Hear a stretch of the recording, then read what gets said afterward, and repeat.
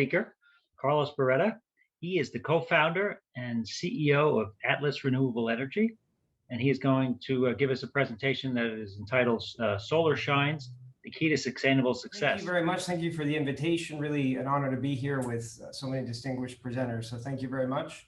Have found some of the previous presentations particularly interesting. I'm going to tell you a bit about Atlas and also talk a bit about the industry itself. And I'm referring to the renewables industry. Again, I'm going to not try to get too technical and really try to have the message be broader and try to distill down where we are in the industry. But I'd like to start off with Atlas. So Atlas is a renewable energy company. We are basically a developer, is what it's called in the industry. So we develop projects, we finance them, we construct them, and then as operators, we sell clean energy as owners to large clients. That is our business model. It is an international company focused on the Americas. And I think what's interesting, for other entrepreneurs out there is maybe to start with the origin and kind of the story of the company.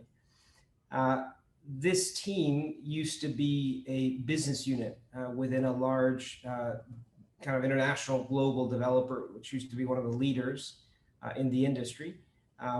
That business unit, I started from scratch. I set up an office, moved to Latin America, and really started that business from scratch. It was a very pioneering time for the industry.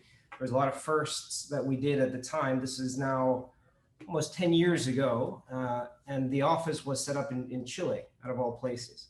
And so we actually built the first large-scale solar project in Latin America, and then a number of firsts. First financing, first merchant plant, first project in Brazil, first project in a lot of countries, and really expanded, and that turned into a very, I would say, prominent business unit within that company. Unfortunately, that company ended up, reaching too high, did a lot of acquisitions, and went bankrupt. And so it was a very disruptive time. Obviously, we had several projects under construction. This was kind of tens of millions of dollars that we were sort of on the line for. Construction's underway, teams deployed, thousands of people, doing the construction activity. So very, very disruptive. We had to, at the time, really pivot very quickly, find solutions, bring in capital by selling down whatever assets we had in the region. We didn't have any bankruptcies in our region, but our corporate obviously did. And so, again, very disruptive time. It felt like we were trying to carry quite a lot to actually restructure deals and ensure, we would be able to come out of it with a solution and without the mess actually materializing. And so that's really where the name Atlas comes from. The team really felt exactly like that with the world on our shoulders. We were actually able to navigate that. We were able to restructure those projects after many months, many difficult discussions.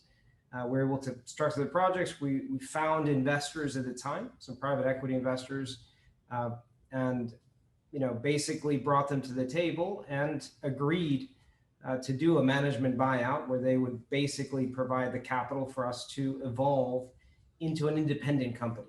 I think the experience and track record the team had was sufficient to enable that. And it was compelling based on the vision I think we had over the next 5 years of what could be done. And I think testament and credit to them, they bought into it.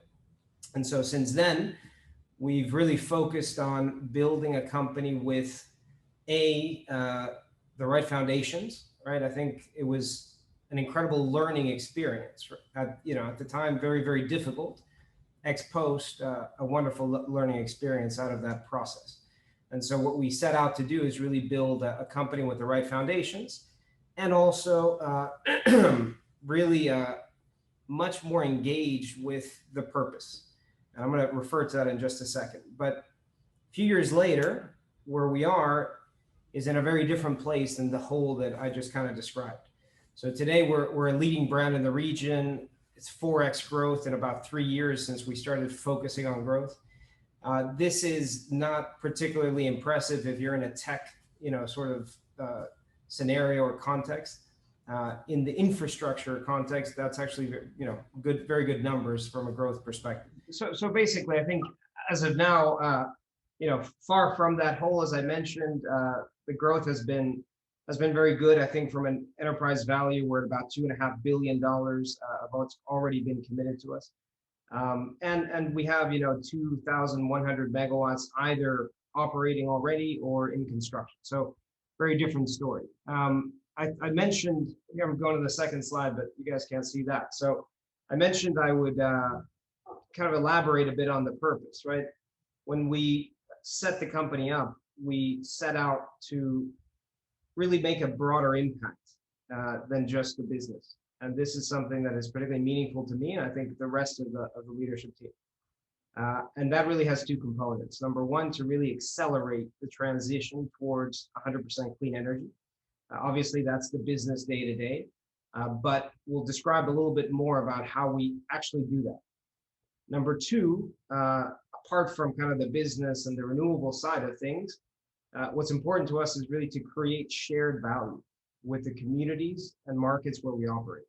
So we spend an enormous amount of time, dedication, resources, effort, looking at how we impact the communities where we build out our projects. These are big projects, a lot of land, et cetera. And so often they're close to communities. Sometimes those communities can be disadvantaged. And so we spend a lot of time thinking about how we can create an impact there. Moving forward, apart from kind of the Atlas story, I think it's useful to describe a little bit what's happening in the industry. Obviously, it's, let's say, topical these days to hear about renewables in the context of climate change. But I think it might be useful just to kind of distill down and how do we digest what's really happening in the industry. So I'm going to split the industry in sort of 3 time horizons. This is both solar and wind. I'm going to say let's say 2013. That's kind of phase 1. That was really a time where the industry was subsidy driven. So there, you had very large subsidies, let's say mid 2000s, around 2010 or so, across, let's say, Germany, certainly US, other parts of Europe, and other parts of the world. These were big subsidies to be able to enable people to invest in these technologies because they were very expensive.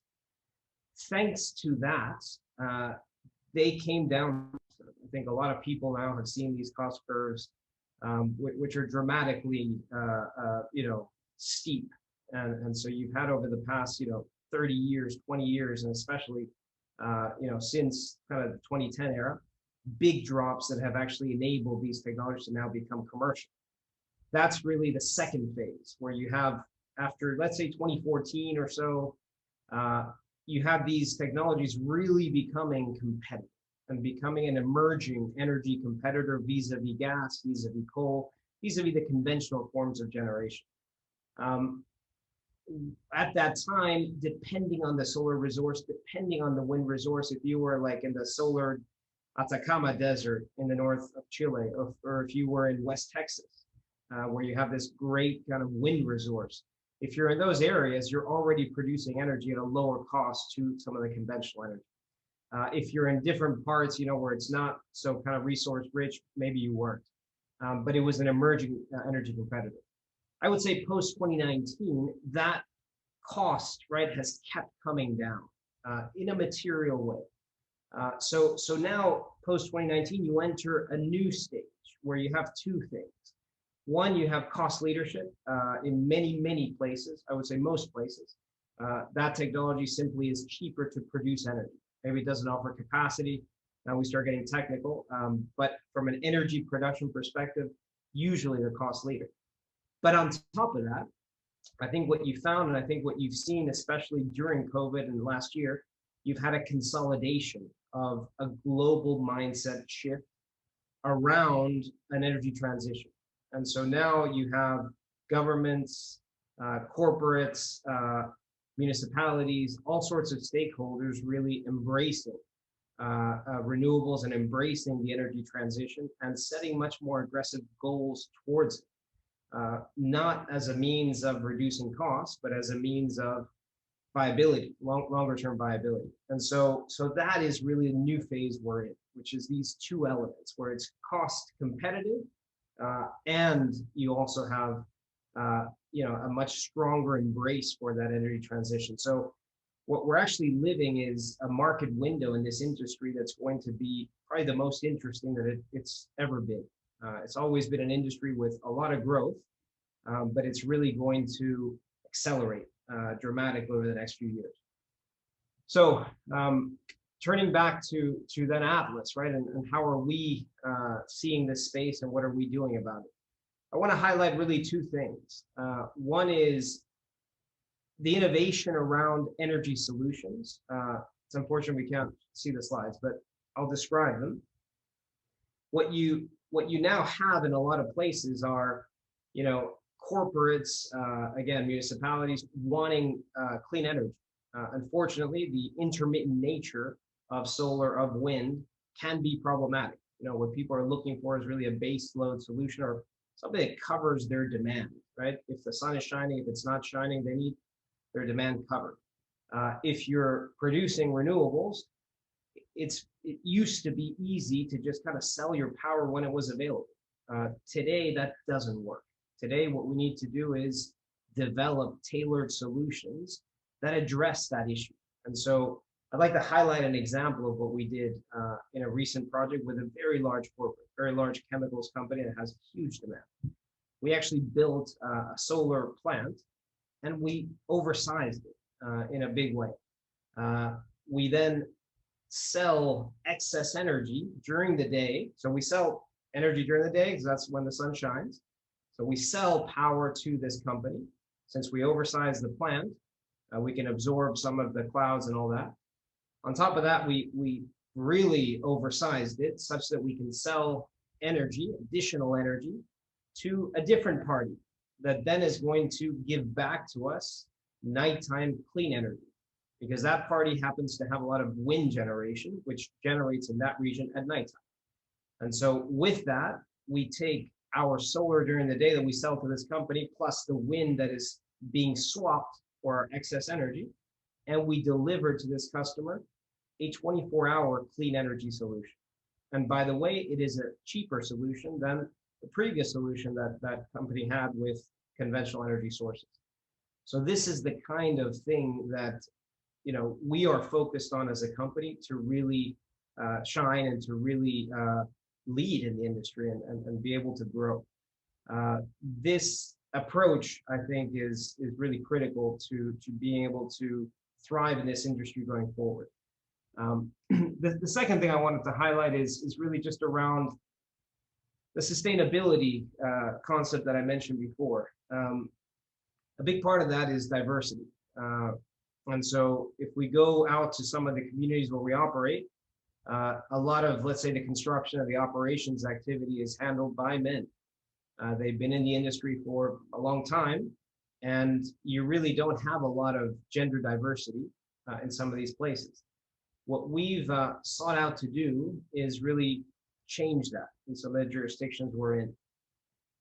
Typically, you have, maybe 1,000, maybe 500, maybe 1,500, 2,000 people working on a site during the construction phase. These are projects that take 12 months to build, 9 months, 18 months, depending. And typically you have 1% or 2% of these projects actually are filled by women. And what I'm referring to is also high skill jobs, right? Not just jobs of, there's usually other more administrative roles too, but I'm referring to the high skill jobs to actually do the construction activity and the higher tech activity. What we've actually implemented is a program where we're training about 1,000 women now across different jurisdictions to increase the share of the workforce and to really increase the diversity during this phase from what I mentioned before, 1 to 2% to at least 15, 16%. This entails a lot of training, a lot of activity, but it offers some of these women a future career path in the energy industry. This is a thriving sector. We build projects, and there's many competitors also building those projects. And so by training them, by offering them, a first role, a first entrance into the industry, again, we can build a large community of women that all of a sudden will develop their careers, and will set examples for other women to also develop their careers within our industry. So that's something else that we're doing, something that we take very seriously. Today it's 15-16%. Tomorrow that's going to be a higher percentage, and it will continually go up. So I wanted to share these two things because they're really the essence of what we do. Really, the first one is accelerating that energy transition through finding innovation in how we structure deals, in delivering customers' needs. And number two, trying to do that in a way that has much broader benefits for a broader community.